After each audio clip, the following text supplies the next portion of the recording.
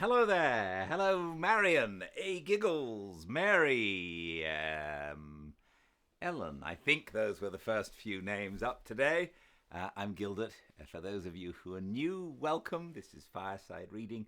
I only get to see the first few names that come up before I sit down and read to you guys.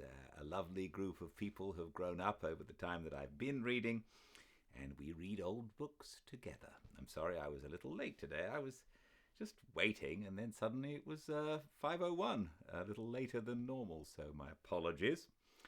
And today we are going to continue with The Murder of Roger Ackroyd by Agatha Christie, which I've been thoroughly enjoying. And this is a fun chapter that we're about to get to. I hope I do it justice. We will find out. Welcome to a fireside reading of The Murder of Roger Ackroyd by Agatha Christie, Chapter 16, An Evening at Mahjong. That night we had a little mahjong party. This kind of simple entertainment is very popular in King's Abbot. The guests arrive in galoshes and waterproofs after dinner. They partake of coffee and later of cake, sandwiches and tea.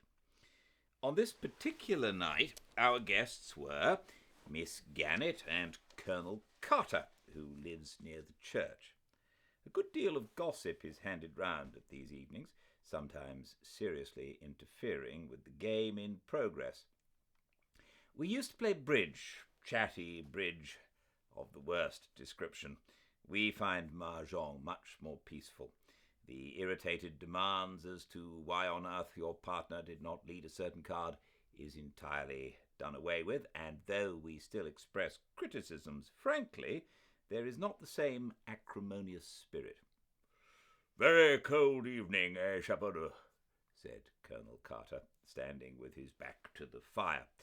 Caroline had taken Miss Gannett to her own room and was there assisting her to disentangle herself from her many wraps. "Reminds me of the Afghan passes."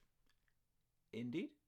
I said politely. "Very mysterious business this about poor Ackroyd," continued the Colonel, accepting a cup of coffee. "A deuce of a lot behind it, that's what I say. Between you and me, Shepherd, I've heard the word blackmail mentioned." The Colonel gave me the look which might be tabulated one man of the world to another. "A woman in it, no doubt," he said. "Depend upon it, a woman in it." Caroline and Miss Gannett joined us at this minute. Miss Gannett drank coffee, whilst Caroline got out the mahjong box and poured out the tiles upon the table. "Washing the tiles," said the Colonel facetiously. "That's right, washing the tiles, as we used to say in the Shanghai Club." It is the private opinion of both Caroline and myself that Colonel Carter has never been in the Shanghai Club in his life. More, that he has never been farther east than India, where he juggled with tins of bully beef and plum and apple jam during the Great War. But the Colonel is determinedly military, and in King's Abbot we permit people to indulge their little idiosyncrasies freely. "Shall we begin?" said Caroline. We sat round the table for some 5 minutes. There was complete silence, owing to the fact that there is tremendous secret competition amongst us as to who can build their wall quickest. "Go on, James," said Caroline at last. "You're East Wind." I discarded a tile.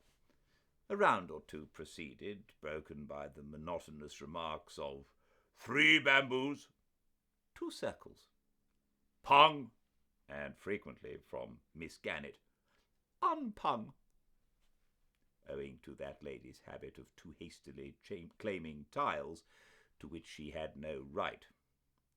"I saw Flora Ackroyd this morning," said Miss Gannett. "Pung! No, unpung. I made a mistake." "4 circles," said Caroline. "Where did you see her?" "She didn't see me," said Miss Gannett with that tremendous significance only to be met with in small villages. "Ah," said Caroline interestedly. "Chow. I believe," said Miss Gannett, temporarily diverted, "that it's the right thing nowadays to say chi, not chow." "Nonsense," said Caroline. "I have always said chow." "In the Shanghai Club," said Colonel Carter, "they say chow." Miss Gannett retired, crushed. "What were you saying about Flora Ackroyd?" asked Caroline, after a moment or two devoted to the game. "Was she with anyone?" "Very much so," said Miss Gannett. The eyes of the two ladies met and seemed to exchange information. "Really?" said Caroline interestedly. "Is that it? Well, it doesn't surprise me in the least." "We're waiting for you to discard, Miss Caroline," said the Colonel. He sometimes affects the pose of the bluff male intent on the game and indifferent to gossip, but nobody is deceived. "If you ask me," said Miss Gannett, "was that a bamboo you discarded, dear? Oh, no, I see it now. It was a circle. As I was saying, if you ask me, Flora's been exceedingly lucky. Exceedingly lucky she's been." "How's that, Miss Gannett?" asked the Colonel. "I'll pung that green dragon. How do you make out that Flora's been lucky? Very charming girl and all that, I know." "I mayn't know very much about crime," said Miss Gannett, with the air of one who knows everything there is to know, "but I can tell you one thing. The first question that's always asked is, who was the last person to see the deceased alive? And the person who did is regarded with suspicion. Now, Flora Ackroyd last saw her uncle alive. It might have looked very nasty for her, very nasty indeed. It's my opinion, and I give it for what it's worth, that Ralph Peyton is staying away on her account, to draw suspicion away from her." "Come now," I protested mildly. "You surely can't suggest that a young girl like Flora Ackroyd is capable of stabbing her uncle in cold blood?" "Well, I don't know," said Miss Gannett. "I've just been reading a book from the library about the underworld of Paris, and it says that some of the worst women criminals are young gals with the faces of angels." "That's in France," said Caroline instantly. "Just so," said the Colonel. "Now, I'll tell you a very curious thing, a story that was going around the bazaars in India." The Colonel's story was one of interminable length and of curiously little interest. A thing that happened in India many years ago cannot compare for a moment with an event that took place in King's Abbot the day before yesterday. It was Caroline who brought the Colonel's story to a close by fortunately going mahjong. After the slight unpleasantness always occasioned by my corrections of Caroline's somewhat faulty arithmetic, we started a new hand. "East wind passes," said Caroline. "I've got an idea of my own about Ralph Peyton. 3 characters, but I'm keeping it to myself for the present." "Are you, dear?" said Miss Gannett. I mean pung." "Yes," said Caroline firmly. "Was it all right about the boots?" asked Miss Gannett. "Quite all right," said Caroline. "What was the point, do you think?" asked Miss Gannett. Caroline pursed her lips and shook her head with an air of knowing all about it. "Pung," said Miss Gannett. "No, unpung. I suppose that now the doctor's in with Monsieur Poirot, he knows all the secrets." "Far from it," I said. "James is so modest," said Caroline. "Ah, a concealed Kong!" The Colonel gave vent to a whistle. For the moment, gossip was forgotten. "Your own wind, too," he said. "And you've got 2 pungs of dragons. We must be careful. Miss Caroline's out for a big hand."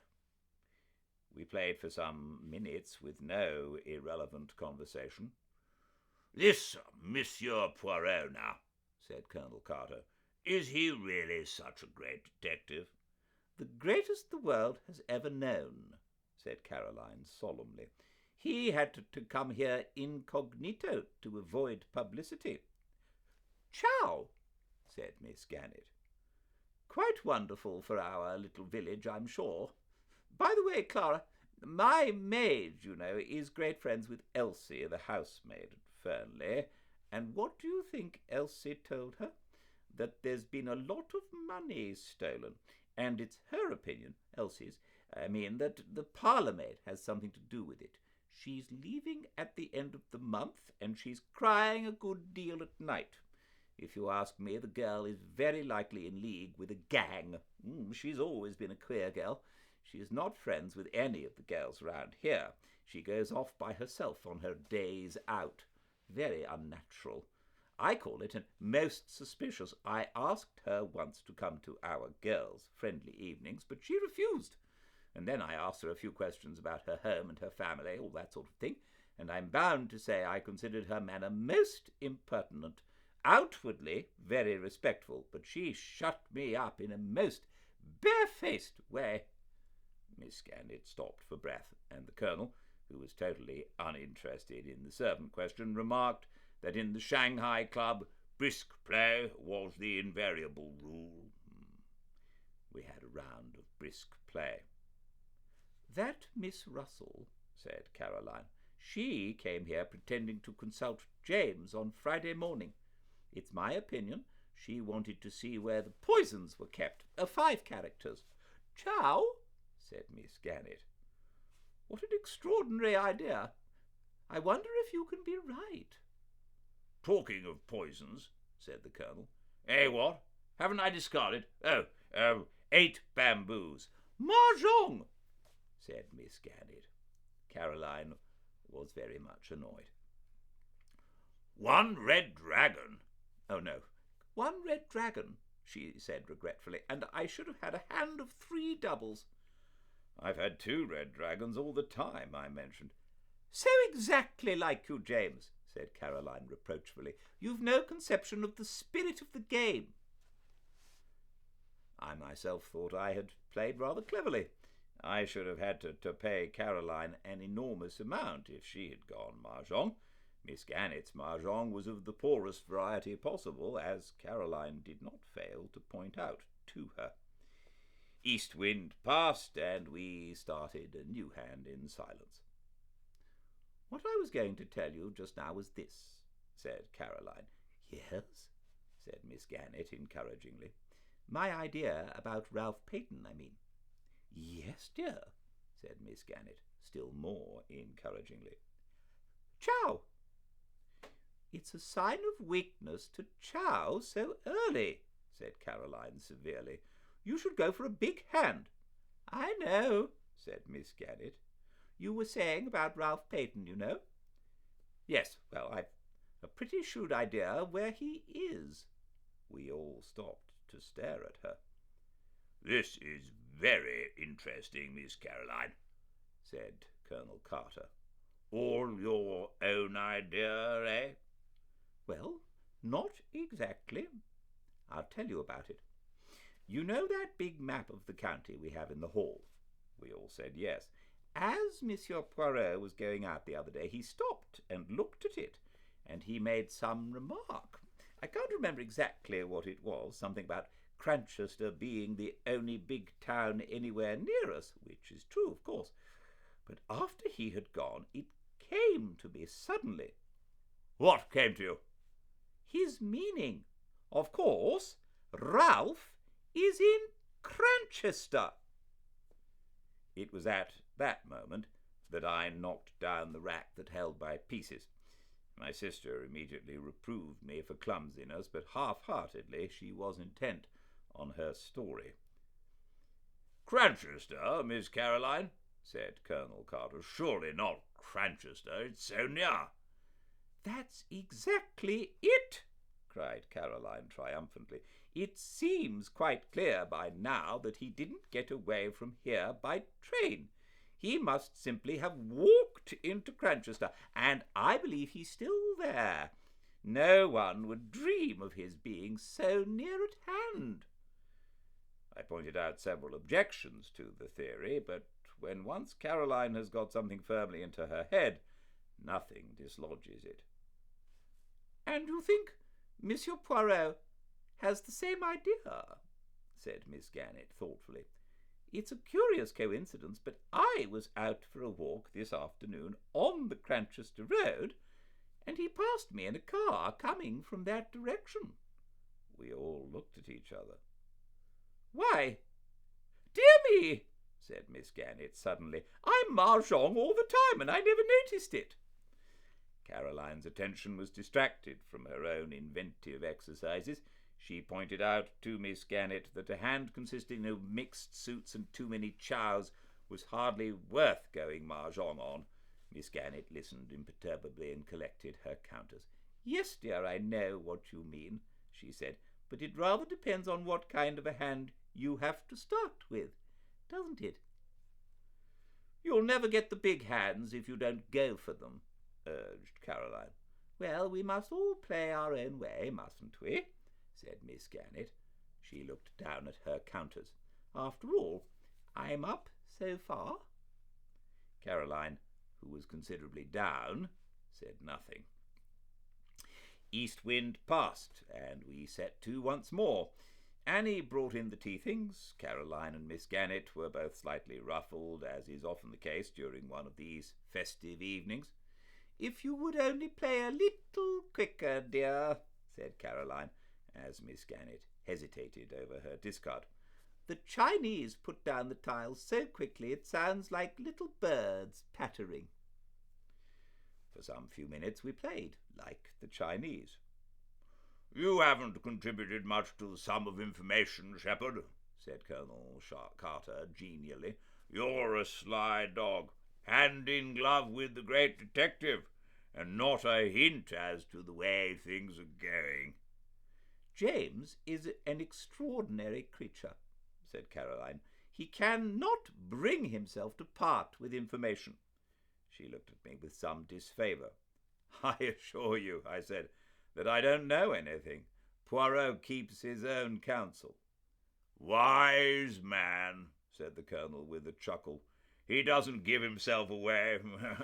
But they're wonderful fellows, these foreign detectives, up to all sorts of dodges, I believe."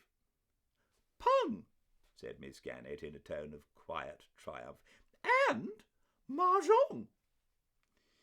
The situation became more strained. It was annoyance at Miss Gannett's going mahjong for the third time running which prompted Caroline to say to me as we built a fresh wall, "You are too tiresome, James. You sit there like a deadhead and say nothing at all." "But, my dear," I protested, "I really have nothing to say. That is, of the kind you mean." "Nonsense," said Caroline, as she sorted her hand. "You must know something interesting." I did not answer for a moment. I was overwhelmed and intoxicated. I had read of there being such a thing as the perfect winning going mahjong on one's original hand. I had never hoped to hold the hand myself. With suppressed triumph, I laid my hand face upwards on the table. "As they say in the Shanghai Club," I remarked, "tin ho, the perfect winning." The Colonel's eyes nearly bulged out of his head. "Upon my soul," he said, "what an extraordinary thing! I never saw that happen before." It was then that I went on, goaded by Caroline's gibes and rendered reckless by my triumph. "And as to anything interesting," I said, "what about a gold wedding ring with a date and 'From R' inside?" I pass over the scene that followed. I was made to say exactly where this treasure was found. I was made to reveal the date. "March the 13th, said Caroline. "Just 6 months ago." Ah! Out of the babble of excited suggestions and suppositions, 3 theories were evolved. 1, that of Colonel Carter, that Ralph was secretly married to Flora, the first almost simple solution. 2, that of Miss Gannett, that Roger Ackroyd had been secretly married to Miss Ferrers. That of my sister, that Roger Ackroyd had married his housekeeper, Miss Russell. A 4th or super theory was propounded by Caroline later as we went up to bed. "Mark my words," she said suddenly, "I shouldn't be at all surprised if Geoffrey Raymond and Flora weren't married." "Surely it would be from G, not from R, then," I suggested. "You never know. Some girls call men by their surnames. And you heard what Miss Gannett said this evening about Flora's carryings on." Strictly speaking, I had not heard Miss Gannett say anything of the kind, but I respected Caroline's knowledge of innuendos. "How about Hector Blunt?" I hinted. "If it's anybody—" "Nonsense," said Caroline. "I dare say he admires her, may even be in love with her, but depend upon it, a girl isn't going to fall in love with a man old enough to be her father when there's a good-looking young secretary about. She may encourage Major Blunt, just as a blind. Girls are very artful. But there's one thing I do tell you, James Shepherd. Flora Ackroyd does not care a penny piece for Ralph Peyton, and never has. You can take it from me." I took it from her meekly. The next chapter is called Parker, and we will read that together tomorrow at 5 Pacific at Fireside Reading on Instagram. I used to play mahjong with my parents back in England many, many years ago. I don't remember much about it, but hearing the little bits and bobs did ring a few bells. I hope you are enjoying this book. I certainly am, and I will see you tomorrow. Until then, everyone, stay very, very well. Bye-bye.